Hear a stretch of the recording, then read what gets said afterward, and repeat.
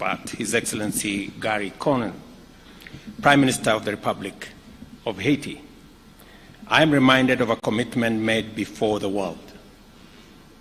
Last year, at the United Nations General Assembly, I pledged that Kenya would lead the international response to Haiti's urgent call for support in restoring safety and security for the Haitian people.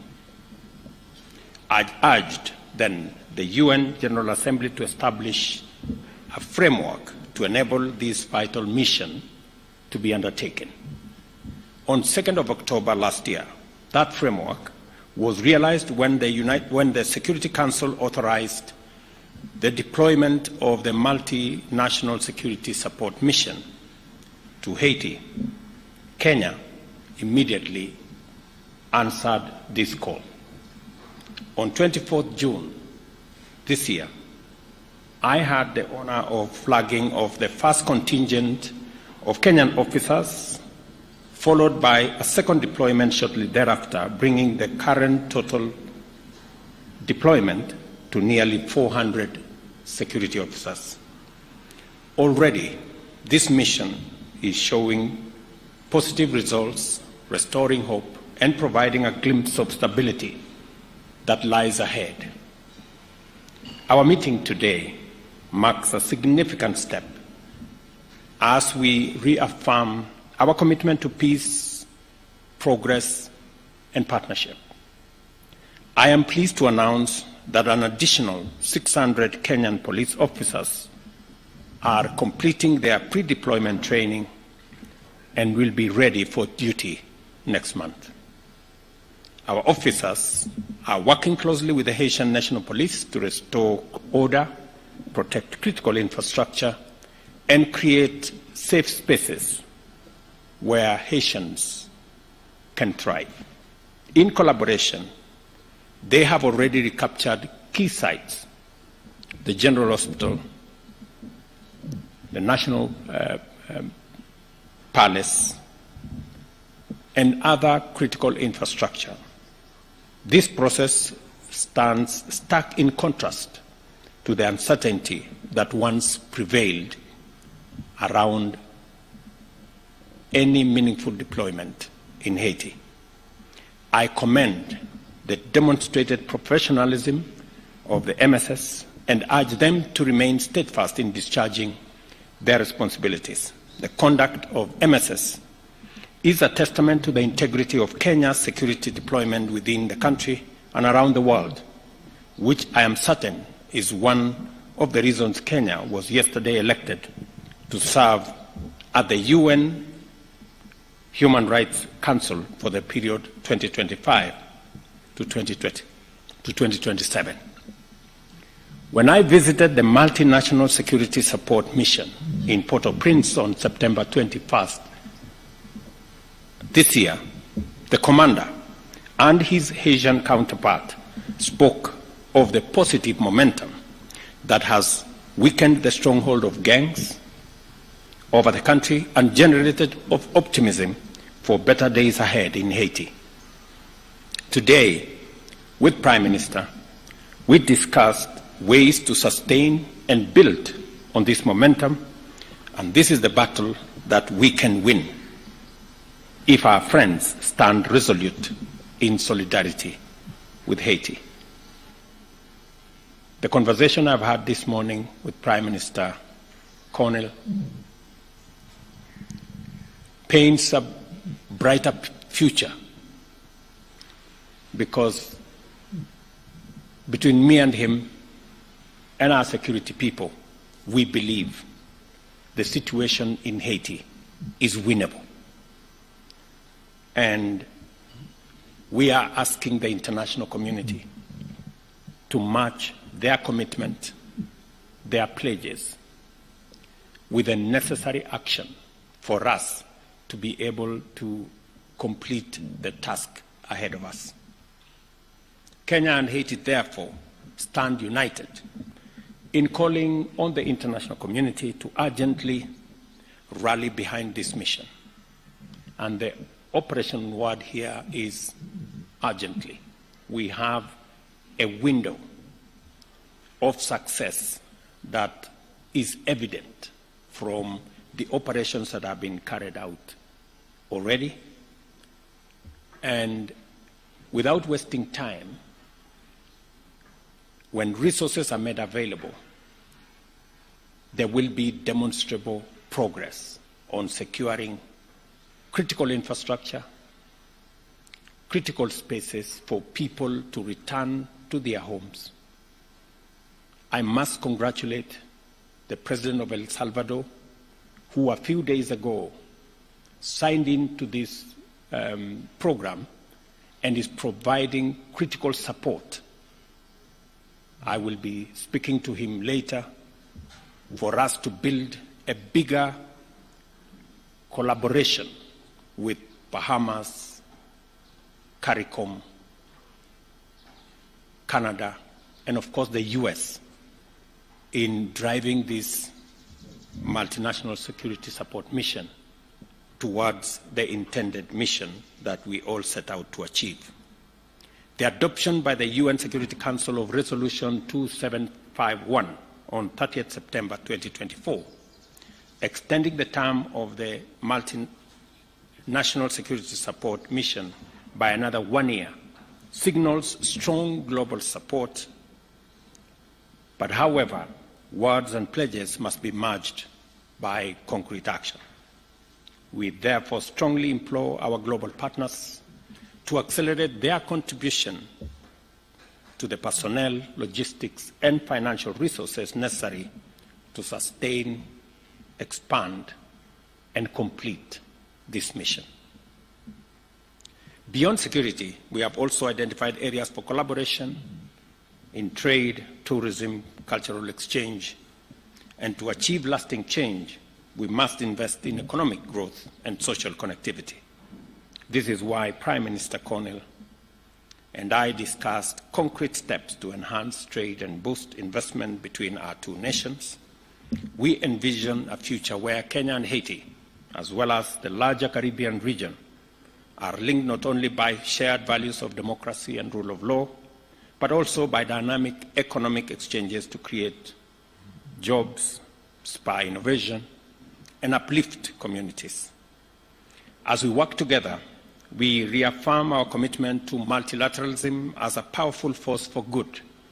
However, we recognize that global governance structures must evolve to reflect today's realities. Our shared challenges, from climate change to food security, demand institutions that are resilient, responsive, and equitable. Kenya and Haiti believe in the need for reform that realigns our institutions to serve the needs of all nations, ensuring a more just and sustainable world. In this spirit, we also champion the strengthening of ties between the African Union and the Caribbean community, regarded as the sixth region of Africa. By forging these alliances, we seek to enhance South-South cooperation and build a more interconnected, prosperous, and resilient global community. In closing, Mr. Prime Minister, I extend my gratitude to you for your visit and for the spirit of collaboration that has characterized our discussions today. Haiti is a great inspiration to Africa. You became the first black republic in 1st January 1804. That's just more than 210 years ago. And because you inspired many countries with your own struggle for independence, believe in the rule of law, believe in freedom and democracy, many African countries followed in Haiti's footsteps. And today we have a free Africa that has the potential to work with Haiti even in this mission. There are many African countries, Your Excellency, who are ready and willing to participate in this mission because of the shared history of rule of law, freedom, and democracy that we all share. We look forward to continuing this dialogue, strengthening our ties, and building a future of peace, progress, and prosperity for our nation. As you journey back home, my brother, kindly convey our best wishes to the President, Mr. Voltaire, and esteemed members of the Transitional Presidential Council, and to our brothers and sisters in Haiti. Thank you very much. Please welcome. Thank you so much. Thank you. Thank you, Mr. President. Let me first start by thanking you for hosting us. It feels so nice to be back in Nairobi, a city that I consider almost a second home, having been here so many times before. But let me also thank you for your vision, for your leadership, and for your commitment. You know, it's important to remind that Haiti is a country of 12 million people hostage to a handful of gang members, with half a population food insecure, with 600,000 displaced, with 70% of the health infrastructure that had collapsed. And this crisis came at a time when the world has its share of crisis. And you helped us tell the world that Haitian children are not less deserving than the others, and that Haitian men and women who are suffering deserve solidarity, and you led that fight with us. And today I think we're in a better place. You helped where others saw crisis, you saw opportunity and potential, and you voiced it in a very firm way, allowing for others to come together around Haiti. And me and the Haitian people are extremely grateful to you for your leadership in this critical time. I also want to, of course, extend and convey the gratitude of the Haitian people to the Kenyan people for their commitment, engagement, and sacrifice. Today, you share with us not because you have extreme abundance, but because Kenyan people have made the determination that Haiti deserves their help and support, and they've stepped up in a very significant way. Let me also reiterate what you've said. The first deployments of Kenyan contingents in Haiti have been extremely helpful, useful, professional, committed. They've engaged almost immediately, side by side with the police force. They've provided us with the wealth of experience that they have, and they continue to engage with us in a significant manner. Early on in this process, you will recall that their doubters had thought that language would be a barrier. Let me confirm that it has not. I followed directly operations in some of the most difficult circumstances, and they found ways to make sure that they protect each other and they get the mission accomplished. You said, and we agree, that this is something that we can do. If we work together, we're confident that we can see significant progress in the security situation in Haiti, and as you have pointed out, begin the rebuilding process. And we're committed to doing so. Now, obviously, our partners will have to step up and meet the commitments they've made, and the time is now. There is a sense of urgency.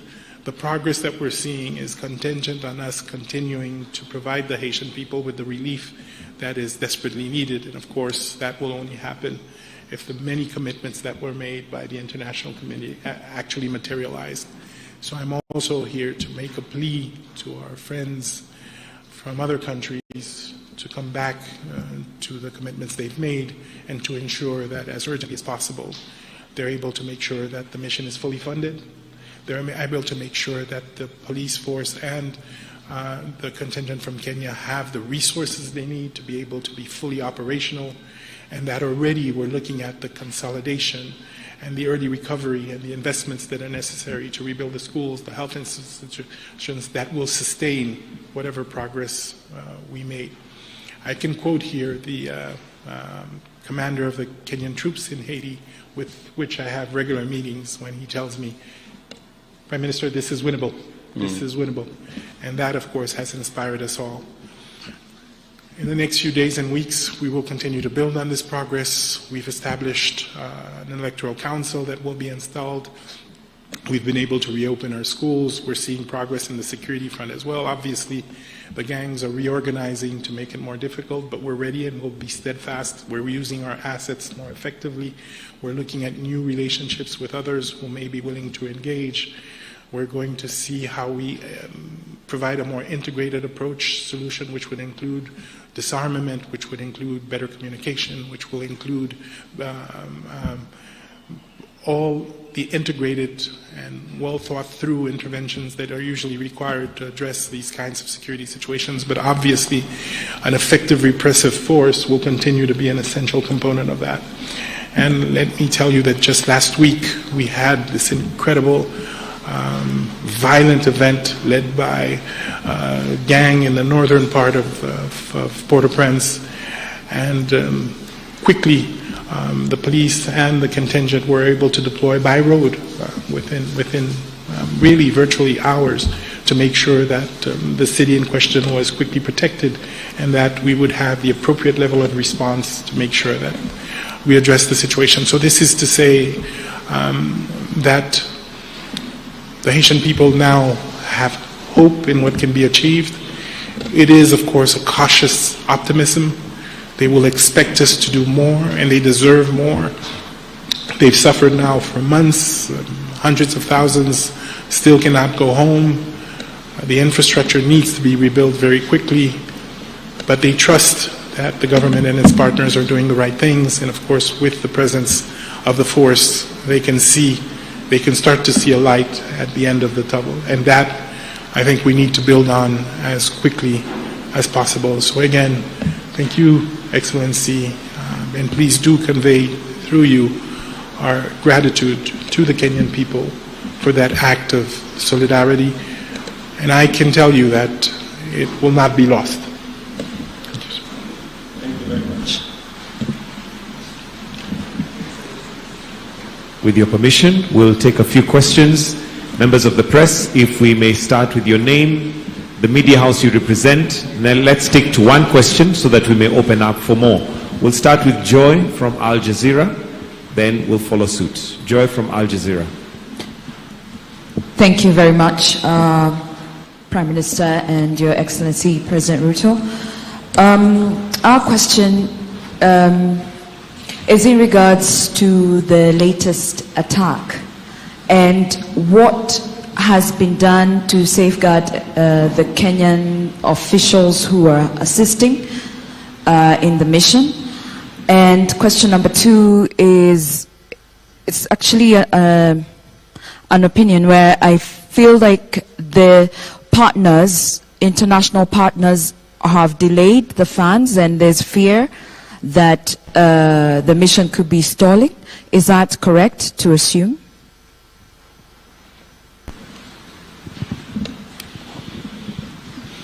I think I'll allow, okay, do we take another question? Okay. Thank you very much, Rose Buchanan from AFP. So alongside the 600 further officers, will Kenya or members of the international community be supplying additional or improved equipment for the force already present in Haiti?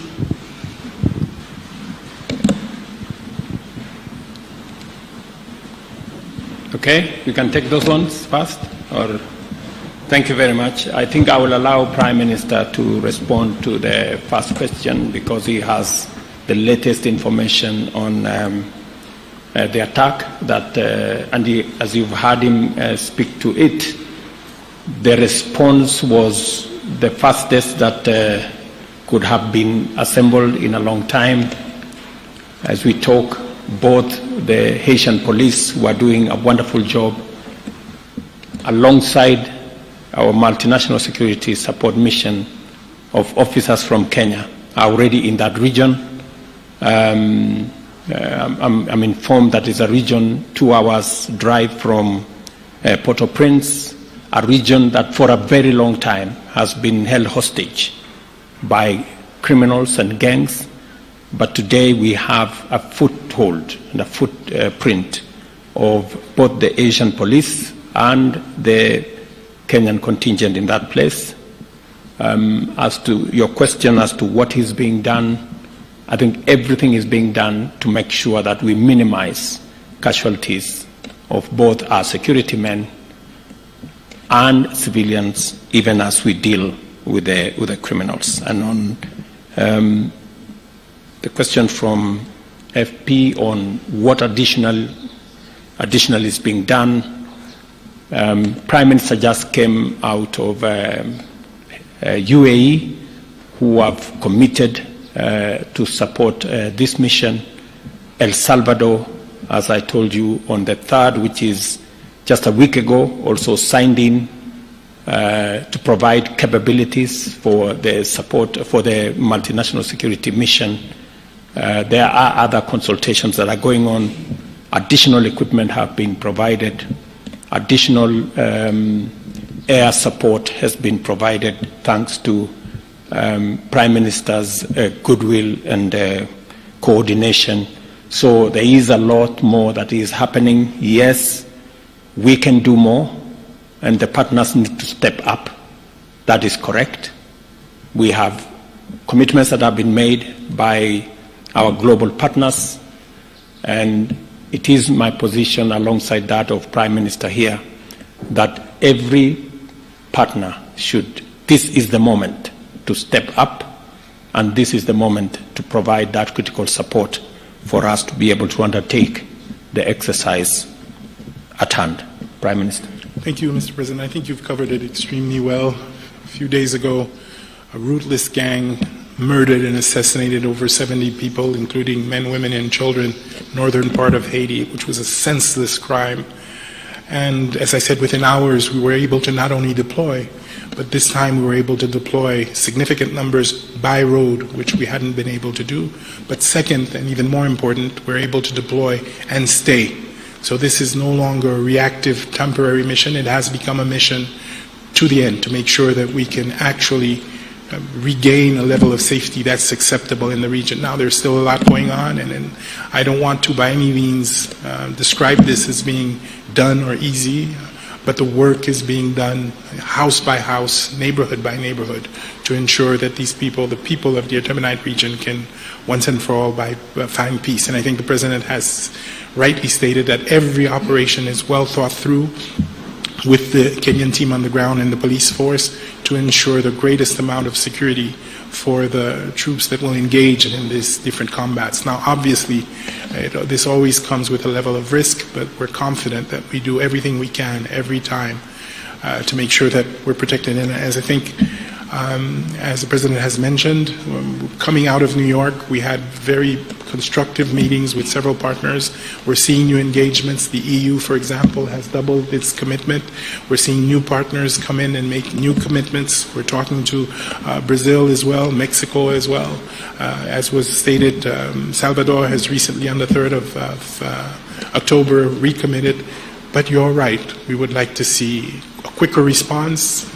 We would like to see more commitment, and we're going to continue to push for it. Okay. We can take a bunch of 2 more questions, then after that we can wind up to the questions. All right, my name is Nick Mudimba from CGTN Africa, China Global Television Network. The first question is, what's the situation with the motivation of the Kenyan police units in terms of their payments? Reports coming in from Haiti say they haven't been paid yet. And of course, they have families back at home depending on them. And of course, they're looking forward for their people to come back home. Second question, redeployment training.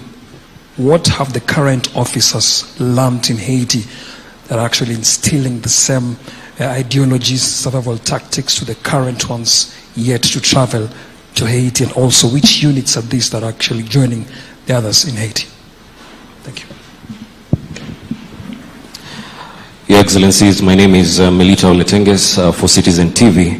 My question is in regards to President William Ruto speaking about asking the international community to honor their pledges and match them with actions. Perhaps is there a setback for human resources, especially in the MSS, when you're saying that we are working leaner in terms of resources? Has there been a setback in terms of remunerating the operatives on ground? Thank you. Your Excellency, my name is Nyaboga Kiage from Nation Media Group. My question is, for the longest time, people in Haiti have been claiming that the Kenyan officers do not leave their camp. How true is that? Thank you. Thank you very much. I think all those questions you've asked are interconnected in some way. There is information that I can provide to you on matter security, but to a certain extent. It's not necessary for us to tell you which units are participating in this operation, because those are security matters. But on the whole, we have a budget that takes us all the way to March next year. So in terms of being able to support our officers on the ground, including those who are joining next month, we have resources to make sure that they have every support that they need up to March 2025. We are asking the international community to step up, because our mandate extends all the way to October next year. All the other issues have been taken care of. As for the status of the MSS security personnel and how they are operating, I think you've heard from the Prime Minister the kind of robust engagement that is going on with our security personnel. I do not think that they would be in a camp and at the same time be in the operation area that the Prime Minister has just talked about. Maybe Prime Minister can. Really just to add that I personally have been on patrol at 1 o'clock in the morning with our Kenyan brothers and sisters that are working with us. They've engaged in very delicate and difficult operations in the center of the city. They've helped us commence to secure our port. They're involved in patrolling the university hospital and the administrative area. And more important, they're with us up north, working closely with the police force to address the current threat with the gangs. And they do so with the level of professionalism and expertise that we've learned to trust and admire. So I can tell you safely that, no, we are engaging. The leadership is also very much engaged with the leadership of the police force in strategic thinking, in understanding, in collecting intelligence, and finding out how to use it more effectively. So that exchange is also helping build up the capacity of the Haitian force itself. So let me be very clear. The presence of the two contingents that we have now have been extremely, extremely helpful in helping us make the progress that we are seeing now. Thank you very much. Just so that you know, we've had Prime Minister and we had different meetings in Washington at the sidelines of the UN General Assembly. I had engagement with Secretary Blinken, and they have also committed to provide more capabilities in terms of transport and other facilities that would help us move forward. I must commend Prime Minister that 11 days ago, schools were opened in Haiti after a very long time. That's an act of courage, and we intend to provide support and ask the international community to come along with us, because there will be requirements for rebuilding some of the schools, rebuilding some of the hospitals and other facilities for the people of Haiti to begin to regain normalcy in their lives. And that additional support, aside from the security personnel and the stability and peace that we are pursuing, will be necessary to carry the community along with the social infrastructure that will help stabilize the country, create hope, and move people to the next level. So otherwise, thank you very much, and thank you for coming for the press conference. Asante sana. Thank you, Your Excellencies. That brings us to the end of this press briefing. We shall allow the Excellencies to retreat as we'll be guided on our next steps from here.